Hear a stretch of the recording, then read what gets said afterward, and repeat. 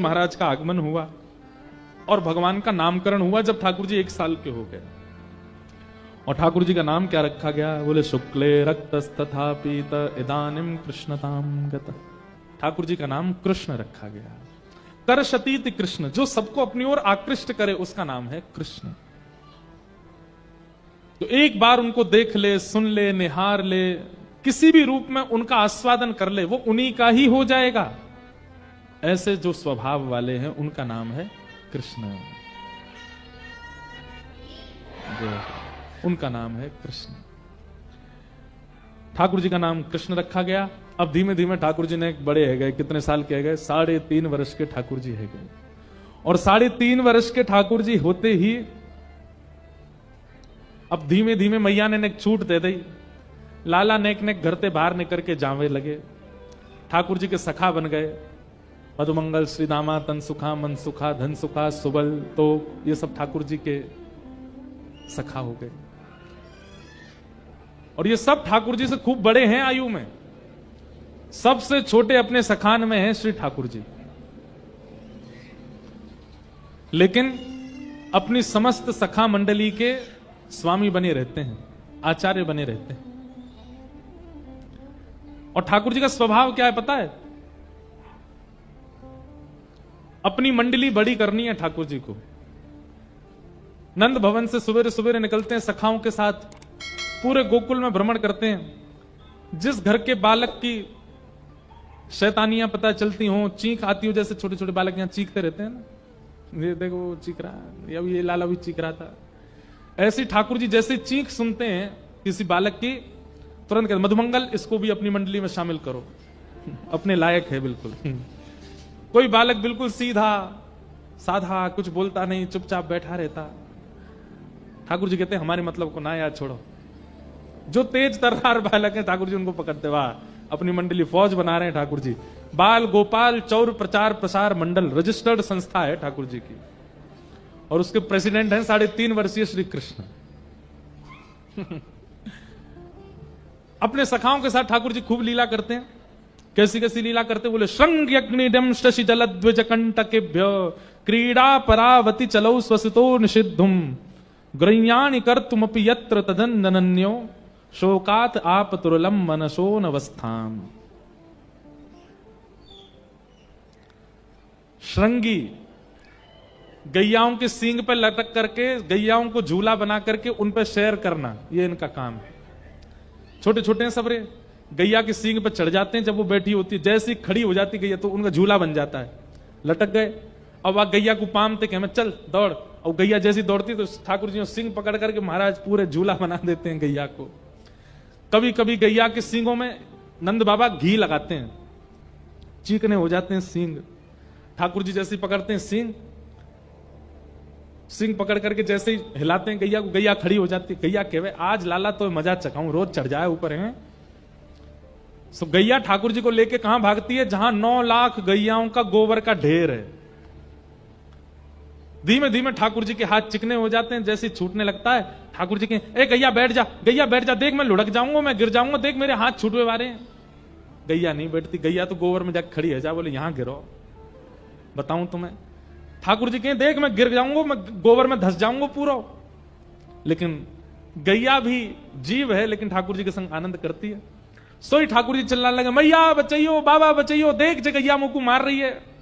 यशोदा मैया ढूंढती ढूंढती आमे, इतने में ठाकुर जी को हाथ छूट जाए और गले गले तक गोबर में ठाकुर जी धस जाते हैं।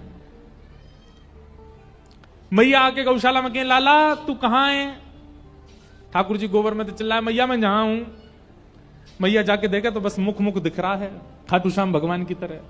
सबरो तन चलो गो गिरिराज जी में, गोबर में। यशोदा मैया कहीं अरे लाला तो कितनों नहाओ, कितनों धुवाओ, कितनों सुंदर बनाओ, गोबर में ही खेला आके। अब मैया बात ही करती रही कि वो निकाल यहां से।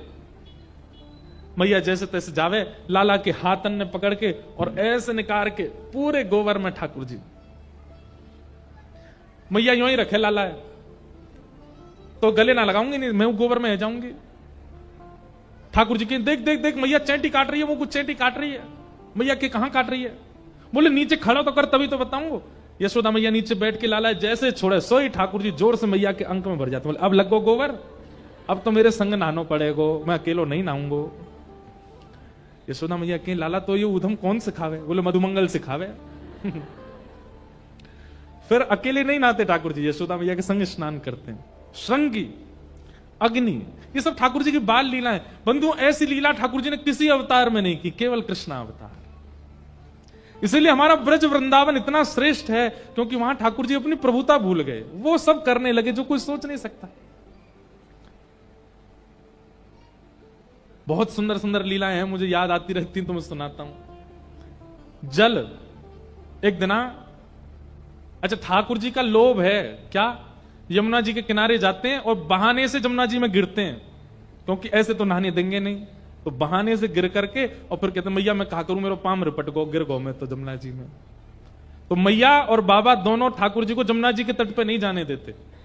आज ठाकुर जी सुबह रहते ही रो रहे हैं, ना खा रहे हैं ना पी रहे हैं। मैया तो बोल रहे मैं नहाऊंगो ना, पर मुझे यमुना जी पे जानो है, मैं यमुना जी पे जाऊंगो। शाम है गई, नंद बाबा बोले यशोदा मैया, यशोदा तू चिंता मत कर, मैं ले जा रहा हूं आज संग में, मैं हाथ पकड़ के लेके जाऊंगा, नहा दूंगो। अब रो रो दिन भर को हैगो, ना खा रो ना पी रो, जा मैं ले जाऊं। लाला देख लियो नहीं हो मत, ना नहाऊंगा मैया। बाबा को उंगली पकड़ करके ठाकुर जी गए जमुना जी, और जैसे ही जमुना जी दिखने लगी दूरते ही, सो धीमे धीमे उंगली छोड़ करके पाम पकड़ने लगे। बाबा तुम मेरे बाबा ना हो? बोले हूं लाला, क्या बात है? बस एक बार नेक डुबकी लगाऊंगा फिर बाहर आ जाऊंगा, एक बार ना लाला, जे काम नहीं होगा, जमुना जी में नहीं जाएगा तू, गहरो मगरमच्छ है, कछुआ तू खींच ले जाएंगे ना बाबा, कछु ना होगा, एक डुबकी लगाऊंगा। नहीं बिल्कुल नहीं नहाएगो। अच्छा बाबा बस पाम गीले करूंगा फिर आ जाऊंगा, नेक पाम डाल के बैठ जाऊं जमुना जी में। बालकों का कईयों का जल से बहुत स्नेह होता है, ऐसे ठाकुर जी। और यमुना जी तो पटरानी है ठाकुर जी की। अब बाहर की लीला में तो बालक जिद कर रहा है यमुना जी की, पर निकुंज की लीला में तो श्री यमुना जी कह रही हैं ठाकुर जी ब्रज में जन्मे हो, मोह तो सुख दो, अपने चरण स्पर्श मोह तो प्रदान करो। ठाकुर जी कहें अच्छा एक और बात, पत्नी से सब डरते हैं भैया, आप सब लोग ज्यादा एक्सपीरियंस्ड हो, हमको तो है नहीं। ठाकुर जी की पत्नी है कौन? यमुना जी, पटरानी है। अब ठाकुर जी यमुना जी के किनारे किनारे घूम करके आ जाएं और एक बार भी स्पर्श दे करके नहीं आवे तो यमुना जी तो लड़ती है फिर ठाकुर जी से। तो ठाकुर जी के मन में बस ये रहता है कि यमुना जी की इच्छा पूरी हो जाए, नेक तो स्नान कर आऊं। बाबा तुम मेरे बाबा ना हो, मैं तुम्हारो लाला ना हूं ना, सब है लाला लेकिन यमुना जी में ना जाएगो। बाबा बस पाम गिरे करूंगा अपने। लाला देख यशोदा मैया तो मारेगी संग में मोह और मारेगी, तुम्हारे भरोसे भेजो मैंने ना है बाबा, मैं ऐसा कुछ करूंगा ही ना कि मेरे बाबा को पिटना पड़े, मुंह पे भरोसा कर लो। अच्छा ठीक है लाला मैं खड़ा हूं, बस पाम गिरे करेगो, बाहर आ जाइयो। ठीक है। ठाकुर जी तो धीमे धीमे धीमे अंदर जामे, घुटने घुटने तक जल में थोड़ी देर खेलें। बाबा कितना देख मैं भीतर ना जा रहा बाबा, हाँ यहीं खेल तो रही हो। और अचानक फिर ठाकुर जी ऐसा नाटक, अरे बाबा मैं तो गिरो गिरो गिरो, और गिर गए जल में, पूरे डूब गए। अब ठाकुर जी तो गीले हो गए, बाबा कह रहे बाहर निकल किया, देख मैया मुंह डांटे, मैं लाला तेरी बातन ने जानू। ठाकुर जी ने मन में सोची अब पिटनो तो है मैया ते, अकेलो क्यों पिटूं। सो ठाकुर जी नाटक कर ले, बाबा मैं तो डूब रहा हूं, अरे बाबा मुंह बचा, मेरा हाथ पकड़ बाबा मैं डूब रहा हूं।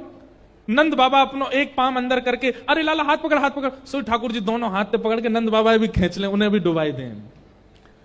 नंद बाबा भी गीले है गए पूरे।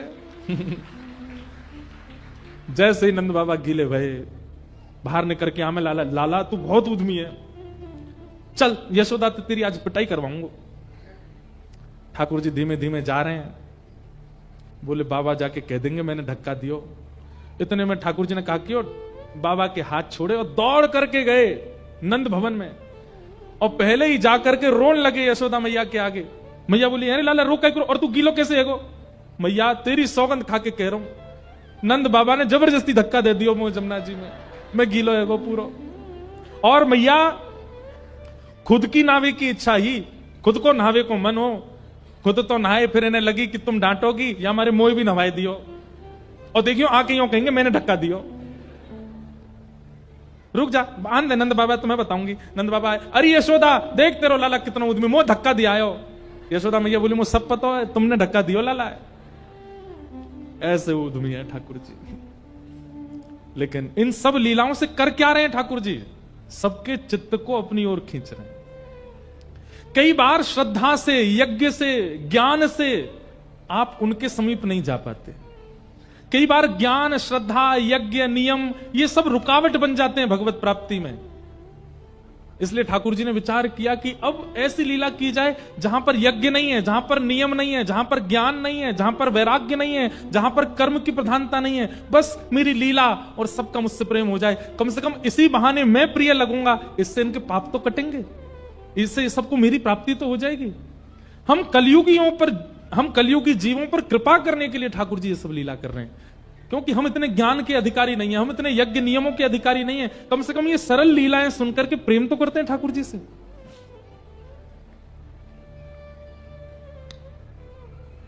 ठाकुर जी लीला करते हैं। ग्वाल बालों के संग खेल रहे थे, सब ग्वाल बाल पतले दुबले से। ठाकुर जी बोले अरे मैं इतनो गदमद रासो, दाऊ दादा ऐसे तगड़े, तुम सबरे पतरे से काई को? अरे लाला तू तो राजा को लाला है, तो खावे पीवे को मिले, हम तो क्यों? तुम सबके घर में गैया हैं, हम लोग गोकुल में रहे, हर घर में जहां 100 गाय हैं उसको गोकुल कहते हैं, क्यों ना पियो दूध घी दही? अरे लाला कंस ने कर लगा रखो, टैक्स, हर ब्रजवासी को इतनो दूध घी दही मथुरा भेजनो पड़े, नहीं अगर करेंगे तो कंस हमें मार देगो। तब ठाकुर जी ने मन में विचार किया, अभी तो ये सब लोग मेरी बात समझेंगे नहीं, पर कंस के यहां दूध घी दही जाने कैसे रुके, ये कैसे मथुरा में आवागमन बंद करवाऊं दूध घी दही का? तब ठाकुर जी बोले ठीक है, चोरी करेंगे, और चोरी कर करके खाएंगे, लुटाएंगे। ब्रज को दूध, ब्रज की गैया को दूध, ब्रज के माखन, ब्रज की दही बाहर नहीं जाएगी, ब्रज में ही रहेगी। ये कंस अधिकारी नहीं है ब्रजवासी सेवा करें गैया की, और वहां से जो दूध निकले बाकू बैठ के पीवे, ये कंस को अधिकार नहीं है। और ठाकुर जी ने चोरी करना प्रारंभ किया। गोपियों के घर घर जाके ठाकुर जी चोरी करने लगे, बाल बालों के संग जाते हैं, ऊधम मचाते हैं, सब लीलाएं थोड़ी थोड़ी सबने सुनी है। एक दिन ठाकुर जी ने यशोदा मैया की पर सास की जमाने की मटकी फोड़ दी। यशोदा मैया को इतना गुस्सा आयो, लाल जी को पकड़ के उखल से बांध दियो। ठाकुर जी उखलते बांध दिए, मैया चली गई। ठाकुर जी खिसक खिसक करके गए, 2 वृक्ष थे एक साथ जुड़े हुए, उनके बीच से निकले, जैसे ही ने जोर लगायो दोनों वृक्ष टूट के गिर पड़े। वो कुबेर के पुत्र थे जिनको नारद जी ने शाप दे रखा था, नल कुंवर और मणिग्रीव। दोनों अपने श्राप से मुक्त हो गए। ठाकुर जी के चरणों में प्रणाम किया, भगवान ने उन्हें मुक्त किया। वृक्षों की गिरने की आवाज जब हुई, यशोदा मैया दौड़ करके आई, देखा लाला बीच में खड़े हैं, 2 वृक्ष गिरे पड़े हैं। तुरंत आके लाला को खोला, ठाकुर जी लिपट गए मैया ते। यशोदा मैया बोली जाद नाते मेरो लाला भयो, कोई ना कोई संकट आते ही रहे या ब्रज में, अब हमें गोकुल नहीं रहना, अब चलो यहां से। कहां जाएं? तब नंद बाबा के भैया बोले एक नवीन वन है, वहां को नाम है वृंदावन, वहां चलो। और सब ब्रजवासियों के साथ ठाकुर जी वृंदावन आ गए। बोलो वृंदावन धाम की जय। वनम वृंदावनम नाम पशव्यम नवकाननम, गोप गोपी गवाम सेव्यम, पुण्याद्री तृणवीरुधम। कि वृंदावनम संप्रविश्य सर्वकाल सुखावहं, वीक्ष्यासीदुत्तमा प्रीति राम माधव यो नृप। वृंदावनम गोवर्धनम यमुना पुलिनानि च, वीक्ष्यासीदुत्तमा प्रीति राम माधव यो नृप। वृंदावन, गोवर्धन और श्री यमुना जी, ये 3 ब्रह्मा जी ने नहीं बनाए हैं, पूरी सृष्टि ब्रह्मा ने बनाई है, पर इन तीनों का निर्माण ब्रह्मा जी ने नहीं किया। तो फिर इन तीनों को किसने बनाया? हम सब गाते हैं श्यामा हृदय कमल सो प्रगट्यो, श्यामा हृदय कमल सो प्रगट्यो। वृंदावन का निर्माण ब्रह्मा ने नहीं किया, ये किशोरी जी ने बनाया है। गिरिराज जी का निर्माण ब्रह्मा ने नहीं किया, किशोरी जी ने बनाया है। और श्री यमुना जी का निर्माण ये भी किशोरी जी से हुआ है। जब किशोरी जी ठाकुर जी के साथ रास विहार कर रही थी निकुंज में, तब रास करते करते जो श्रम बिंदु, प्रश्वेत के बिंदु किशोरी जी के और ठाकुर जी के तन से प्रकट हुए, वही यमुना बनकर के बहने लगे। किशोरी जी का हृदय ही श्री गिरिराज जी के रूप में प्रकट हुआ और किशोरी जी के हाथ की कलाकृति ही श्रीधाम वृंदावन है। ये ब्रह्मा ने नहीं बनाया है। इसीलिए श्याम हृदय को भाई वृंदावन प्यारो वृंदावन, वृंदावन प्यारो वृंदावन, हे श्री वृंदावन मेरो वृंदावन, वृंदावन प्यारो वृंदावन। वृंदावन का निर्माण किशोरी जी ने किया है, इसलिए ठाकुर जी को बहुत प्रिय है। ये जो शब्द यहां लिखे गए ना, वो इसी विषय से लिखे गए। पूरी भागवत जी में अनेक स्थानों के नाम आते हैं, केवल वृंदावन के लिए लिखा गया कि जहां जाकर के ठाकुर जी अत्यंत प्रसन्न हैं। क्यों? क्योंकि किशोरी जी के द्वारा निर्माणित वृंदावन में आए हैं ठाकुर जी, इसीलिए लिखा ये श्यामा हृदय कमल सो प्रगट्यो, श्याम हृदय को भाई वृंदावन प्यारो वृंदावन। वृंदावन आकर के ठाकुर जी भिन्न भिन्न लीलाएं करने लगे। भगवान ने अघासुर का वध किया। एक दिन ठाकुर जी वन भोज कर रहे थे। ठाकुर जी इतनी सहजता से किसी के यहाँ की रोटी खा रहे हैं, किसी के साग खा रहे हैं, मधुमंगल के मुंह पर लगी हुई कड़ी चाट गए ठाकुर जी। ब्रह्मा जी को लगा राम राम राम, ये परमात्मा है, ये भगवान है। ये ग्वाल बाल जो बेचारे पवित्र भी नहीं रहते, इन सबके मुख पर लगी हुई कड़ी चाट गए ठाकुर जी। और ब्रह्मा को ठाकुर जी की लीला पर संशय हुआ, और ये संशय होते ही ठाकुर जी के समस्त ग्वाल बालों का हरण कर लिया ब्रह्मा ने। बंधुओं, आजकल भी कई लोग ठाकुर जी की लीला पर संशय करते हैं, तो हमारे मन में एक भाव आता है, जब ब्रह्मा जी कर सकते हैं तो हम तो मानव हैं। जब ब्रह्मा जी को संशय हो सकता है, इंद्र को संशय हो सकता है, तो हम तो मानव हैं। कई लोग कहते हैं आपके ठाकुर जी ने ऐसी लीला करी, आपके ठाकुर जी ने रास विहार किया, आपके ठाकुर जी ने ऐसा क्यों किया। तो मन में भाव आता है कि इनको क्या समझाएं, समझ जाएं तो अच्छा, नहीं समझे तो भाई ब्रह्मा नहीं समझे तो ये कैसे समझ जाएंगे। ब्रह्मा जी को लगा कि ये परमात्मा नहीं हो सकते, झूठन खा रहे हैं दूसरों की, और ठाकुर जी की परीक्षा लेने के लिए उनके ग्वाल बालों का, भगवान यमुना जी जल पीने गए थे, ग्वाल बालों का हरण करके ब्रह्मा ले गए। ठाकुर जी को पता चला कि ब्रह्मा ने यह क्रिया की है। भगवान ने अपने अंग से ही समस्त ग्वाल बाल पुनः प्रकट कर दिए और ब्रज में लीला करने लगे। 1 साल बाद ब्रह्मा जी को लगा कि अब जाके देखूं कृष्ण बिना अपने ग्वाल बालों के किस स्थिति में है। जैसे ही आकर के देखा तो ब्रजमंडल में तो मधुमंगल, श्रीदामा, तन सुखा, जितने ठाकुर जी के ग्वाल बाल हैं, गैया बछड़ा बच्चियां, सब वैसे ही घूम रहे हैं। ब्रह्मा जी बोले, मैं तो इन सबको बंदी बना करके, हरण करके ब्रह्मलोक में छोड़ आया, नीचे कैसे आ गए। तब ब्रह्मा जी को पता चला कि ये वो नीचे नहीं आए हैं, श्री कृष्ण ही इन सब के रूप में घूम रहे हैं। समझ गए, बोले ओहो ये तो परमात्मा है, मुझसे बहुत बड़ी भूल हो गई, मैंने इन पर संशय किया। ब्रह्मा जी ने मन में विचार किया कि भगवान से क्षमा मांग लूं, लेकिन खाली आज जाऊंगा तो शायद नाराज ज्यादा होंगे, पहले ब्रह्मलोक से सारे ग्वाल बालों को ले आऊं, उनको सुपुर्द करते हुए क्षमा मांग लूंगा तो शायद ठाकुर जी मुझे क्षमा कर दें। अब ब्रह्मा जी तो यहां पृथ्वी लोक पर आए हुए थे, ठाकुर जी ने ब्रह्मा जी को देख लिया कि पृथ्वी लोक पर विचरण कर रहे हैं। ठाकुर जी चले गए ब्रह्मलोक और ब्रह्मा का रूप धारण कर लिया, और ब्रह्मलोक में प्रवेश करके सबसे कह दिया, बोले हमारा एक बहलूपिया घूम रहा है नीचे, अगर वो ऊपर आवे तो उसको मार पीट के भगा देना, हमारी आज्ञा है।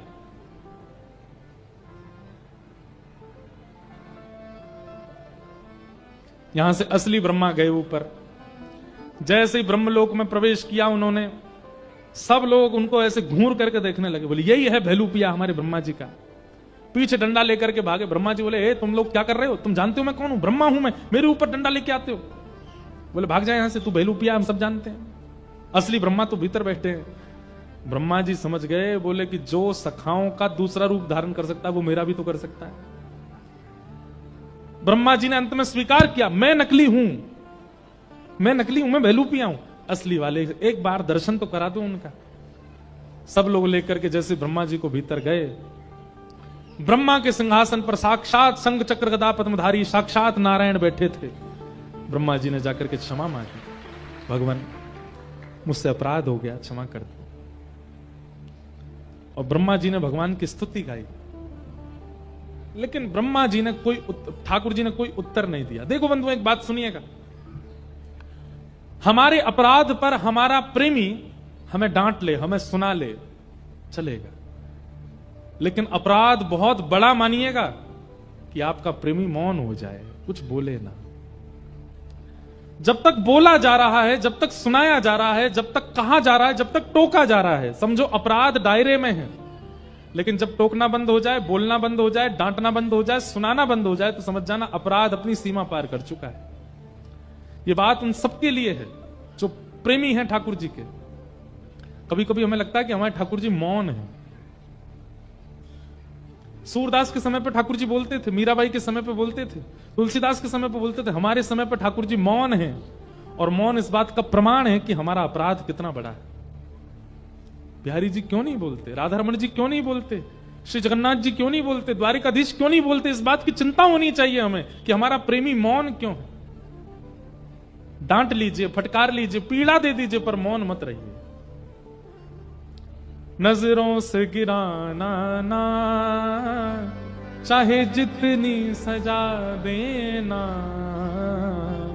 नजरों से गिराना ना, चाहे जितनी सजा देना, नजरों से जो गिर जाए, नजरों से जो गिर जाए, मुश्किल ही संभल पाए, नजरों से जो गिर जाए, मुश्किल ही संभल पाए। राधे तेरे चरणों की श्यामा, तेरे चरणों की गर धूल जो मिल जाए, श्यामा तेरे चरणों की गर धूल जो मिल जाए। नाराज ना हो। ठाकुर जी मौन है हमसे, इस बात की हमको चिंता नहीं है बिल्कुल भी। हमारे घर के ठाकुर जी, हमारे गोपाल जी बोलते नहीं, इस बात की चिंता है हमें।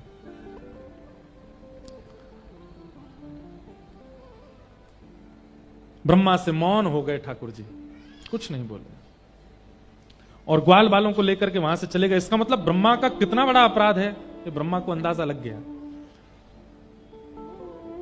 ठाकुर जी आए, अपनी लीलाएं करने लगे। वेणु गीत का प्रसंग आया, युगल गीत का प्रसंग आया, वेणु गीत का प्रसंग आया, कालिया नाग का मर्दन किया, सब लीलाएं सुनाई गईं। तत्पश्चात भगवान की गोवर्धन लीला प्रारंभ हुई। आज भगवान गौचारण करके आए हैं। सब ब्रजवासी के घर में महाराज 56 भोग बनाए जा रहे हैं। ठाकुर जी गए, यशोदा मैया से जाके बोले, मैया जी इतनो सारो भोग कौन के काजे बननो है? यशोदा मैया बोली, लाला जी सब जय जय के काजे बननो है। ठाकुर जी बोले, मैया कौन सो जय जय, सबसे बड़ो जय जय तो मैं हूं, मोते बड़ो जय जय कौन सो आगो? मैया ये सबरो भोग मैया लगा दे तू। यशोदा मैया बोली, बात ने मत बनाए कर, चल जा नंद बाबा से जाके पूछ कौन है जय जय। ठाकुर जी गए नंद बाबा के पास, जाके बोले, बाबा जी इतनो सारो 56 भोग कौन के काजे बननो है? नंद बाबा बोले, लाला हम सब ब्रजवासीन को इष्ट है इंद्र, हम सब किसान है ना, और किसानन को देवता इंद्र है। क्यों? क्योंकि इंद्र प्रसन्न है करके वर्षा करे, इंद्र प्रसन्न है करके जब वर्षा नहीं करनी चाहिए तो ना करे, और इंद्र कभी कभी कोप करे तो ओलावृष्टि करे, अतिवृष्टि करे, अनावृष्टि करे।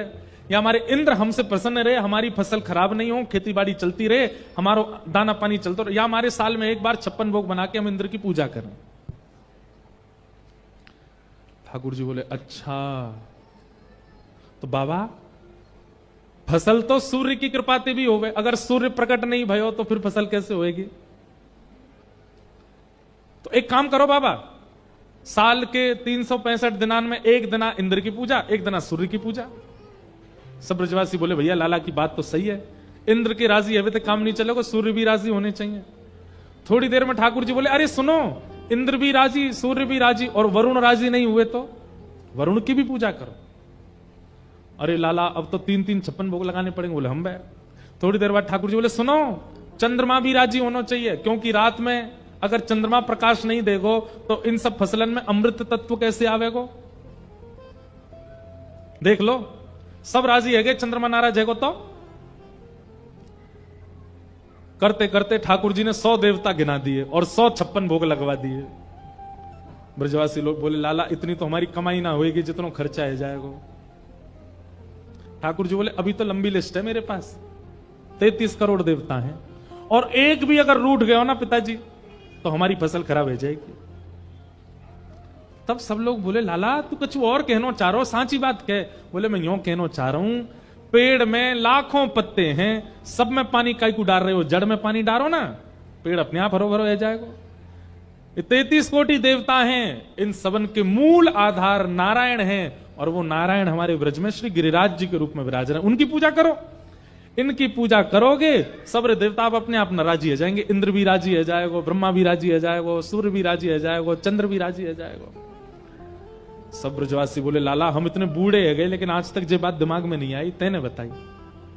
लेकिन लाला कहीं हमने इंद्र की पूजा बंद कर दी और वो नाराज है तो? अरे गिरिराज बाबा पे भरोसा रखो, जो इंद्र को मजा चकामेंगे। आप सबरे तो यावार गिरिराज जी की पूजा को चलो। और सब ब्रजवासी ठाकुर जी के पक्ष में आकर के और 56 भोग लोग करके सब गिरिराज जी जा रहे हैं। आहा, आगे आगे ठाकुर जी जय जयकार कराते हुए चल रहे हैं। सब ब्रजवासी अपने अपने घर के 56 भोग लेकर के श्री गोवर्धन जा रहे हैं। गिरिराज जी पहुंच गए, सबने अपनी अपनी बैलगाड़ी में 56 भोग निकाल के नीचे पधराई दिए। ठाकुर जी ने कही, परिक्रमा लगाओ गिरिराज जी की। सब ब्रजवासी गए, सबने जाकर के गिरिराज जी की परिक्रमा लगाई। गिरिराज बाबा को अभिषेक किया, दूध थे, घी थे, दही थे, शक्कर थे। और शुद्ध जल के लिए यमुना जी लेकर के आए। ठाकुर जी बोले, यमुना जी तो बड़ी दूर पड़ जाएंगी, सब गिरिराज जी तो प्रार्थना करो या गिरिराज पर्वत से ही कोई जल को स्रोत प्रकट हो जाए। सबने प्रार्थना करी और तभी वहां मानसी गंगा प्रकट हो गई। बोलो मानसी गंगा महारानी की। बंधुओं, आज जो गिरिराज जी दिखते हैं ये तो गिरिराज जी का 0.1% दर्शन होता है। ठाकुर जी ने जब गिरिराज जी पूजे थे तब तो गिरिराज जी हिमालय पर्वत के समान थे, उनमें गुफाएं भी थी, झरने भी थे, खूब सुंदर सुंदर वृक्ष वल्लरियां भी थी। वो तो प्रतिदिन एक तिल भीतर जा रहे हैं पृथ्वी में श्री गिरिराज जी। अब जिनका दर्शन होता है ये तो उस समय का शिखर था, अब तो गिरिराज जी छोटे से रह गए। ठाकुर जी ने गिरिराज जी की पूजन करी, सब ब्रजवासी ने 56 भोग सजाए और सब ने परिक्रमा करके जैसे ही जय जयकार करी, बोल गिरिराज धारण की, श्याम सुंदर श्री यमुने महारानी की, श्री गोवर्धन नाथ की, पूछरी के लौटा की, प्यार।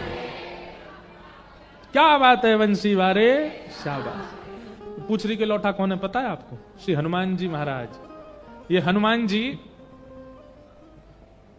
कृष्ण लीला में ठाकुर जी ने इनसे कही, सुनो आपने राम अवतार में हमारी बड़ी सहायता करी, आप हमारे साथ एक साथ खड़े रहे, कृष्ण लीला में आप एक काम करो, बैठे बैठे केवल लीला को दर्शन करो।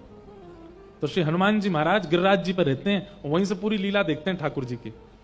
ठाकुर जी गैया चराने गिरिराज जी पे जाते हैं तो ठाकुर जी के मन में आई कि मोको कोई पहलवानी सिखावे।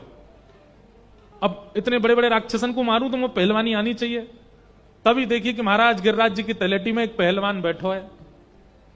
कहा नाम है उनको? पूछरी के लौटा श्री हनुमान जी महाराज।